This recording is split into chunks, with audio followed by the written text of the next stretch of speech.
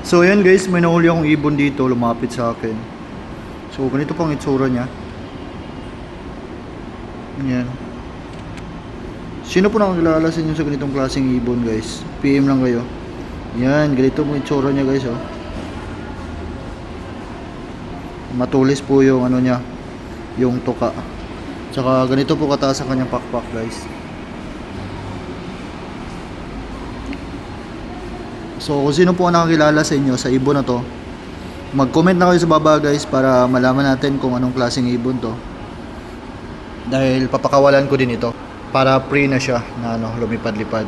Kasi pumunta ito ngayon dito sa area ko at saka lumapit sa akin, kaya hinuli ko na lang at ipinakita sa inyo para makita din ninyo ang kanyang forma. So ngayon,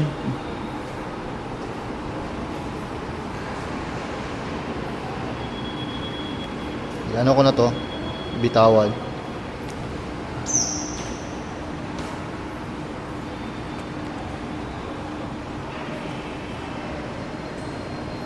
So ayan po siya guys, lumilipad-lipad na.